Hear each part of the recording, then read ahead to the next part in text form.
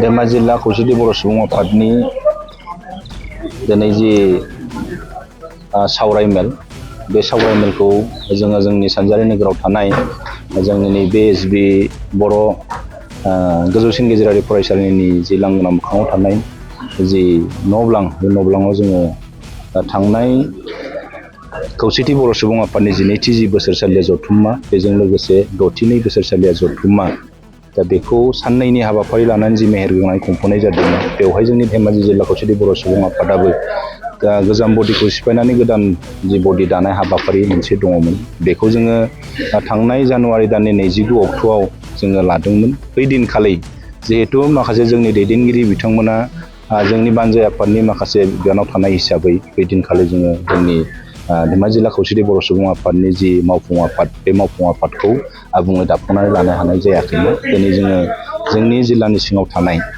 जोङो धेमाजि जिल्ला खौसेथि बर' सुबुं आफादनि जि मावफुं आफाद बे मावफुं आफादखौ जोङो दिनै जोंनि मिरु खौसेथि बर' सुबुं आफादनि बोसोनगिरि आरो जोंनि जिल्लानि बोसोनगिरि बिथांमोनखौ लानानै दिनै जोङो आबुङै दाफुंनानै लानाय जाबाय। जे जोङो दिनै सावरायनायनि गेजेरजों जे जों फैबाय थानाय 2 बोसोरनि थाखाय जे जोंनि थाखानाय जाय बिथांमोना बिबानाव दंमोन माखासेखौ जों बिदियैनो लाखिनानै माखासेखौ जों एसे एनै सोलाय सोल' खालामनानै जोङो बिबानखौ आबुङै दिनै दानानै लाफुंनाय जाबाय। बे समाव आङो जोंनि गोदानै मोननाय बिबानगिरि आरो गोजाम जाय बिबानगिरि बिथांमोननिसिम बे समाव आङो रोजा रोजा साबायखर जासिदों। आरो बेजों लोगोसेनो जोङो दिनै जोंनि धेमाजि जिल्ला खौसेथि बर' सुबुं आफादनि जि बिबान लानाय हाबाफारि आरो बेजों लोगोसे समायखिरा लानाय जि हाबाफारि बेखौबो जोङो दिनै हाबाफारिखौ जों मावफुंनाय जाबाय। बे समायखिरा लाहोनाय जि हाबाफारि जे जोंनि खावलायनाय लेखायै मिरु खौसेथि बर' सुबुं आफादनि जि बोसोनगिरि मानजाथाव सुक्रेस्वर गयारि बिथांनि दैदेननायाव बा बिथांनि जि समायखिरा लाहोनायाव दिनै आफादगिरिनि समायखिरा लानाय हाबाफारियाबो जायो। बेजों लोगोसेनो जि लोगो आफादगिरिनिफ्राय लानानै गाहाय नेहाथारि आरो नेहाथारि बिथांमोन आरो गुबुन गुबुन बिबानाव थानाय बिबानगिरि बिथांमोनखौ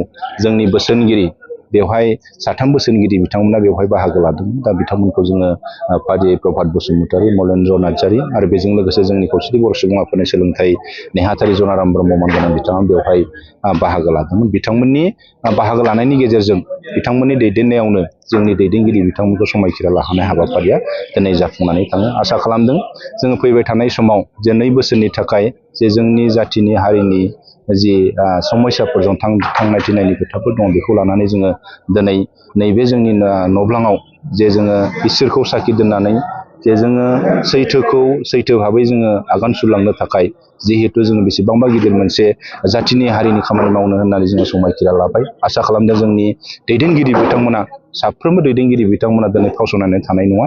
जोङो आखाइजों आखाइ हमलायनानै जोङो खामानि मावलांगोन आरो जोङो मिजिंथिदों जे फैबाय थानाय समाव नोंथांमोन मिडियानि गेजेरजों जे जोङो जोंनि मावनो लानाय जि थांखि जि बिथांखिफोर दङ दा बेखौ जों रायजोनि गेजेराव फोरमायलांनो थाखाय आरो जोङो मोनफ्रोमबो समाव जे नोंथांमोनखौ लानानै जों खामानि मावलांनो थाखाय बे समाव जोङो जोंनि दैदेनगिरि बिथांमोनखौ जों खावलायदों। आसा खालामदों जे फैबाय थानाय समाव जों आखाइजों आखाइ हमलायनानै जों खामानि मावलांनो हागोन। इसोरा जोंखौ नायगोन आरो जोङो मोनसे खोथाखौ बुंनो थाङोब्ला जे जोङो खोब खम समनि गेजेरजोंनो जेब्ला जोंनि खौसेथि बर' सुबुं आफादा 2014 मायथाइयाव जोनोम जानायनि उननिफ्रायनो जे बिटिआरनि बायजोआव बा बिटिसिनि बायजोआवबो जे जोंनो बर'फोरनो राजखान्थिनि मोन्थाय जे उदाङै मोनसे राजखान्थि मोन्थाय नांगौ होननानै जे खोब गुसुं समनि गेजेरावनो दिनै जोङो बर' कसारि वेलफेयार अट'नमास काउन्सिलखौ मोनबाय।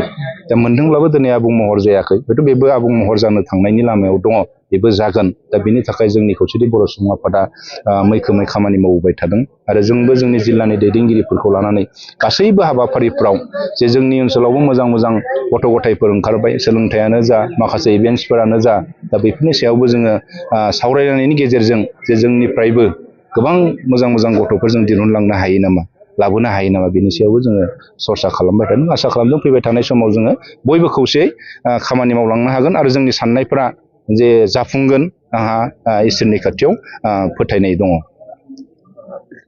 बिधान सभा इलेक्सना फैगासिनो दं, माबे राजखान्थि हान्जाखौ सापर्ट होगोन? दा बेखौ जोङो सावरायनायनि गोनांथि दङ। जोङो सावरायगोन जे बबे मोनसे राजखान्थि दोलोखौ जोङो सापर्ट खालामगोन होननायनि जुदि प्रश्न फैयोब्ला जोङो जाय सरकारजों थानानै बा जाय सरकारा जोंखौ बा जोंनि जाथिनि थाखाय हारिनि थाखाय खामानि मावगोन जों बे सरकारजों थानानै जों खामानि मावनो थाखाय जोङो थागथियारि जानानै दङ। जाय सरकार जोंनो मोजां खामानि मावनानै होगोन बा जोंनि बर' कसारि वेलफेयार अट'नमास काउन्सिलखौ आबुं महर दाफुंनानै होगोन जों बे सरकारजोंनो थागोन।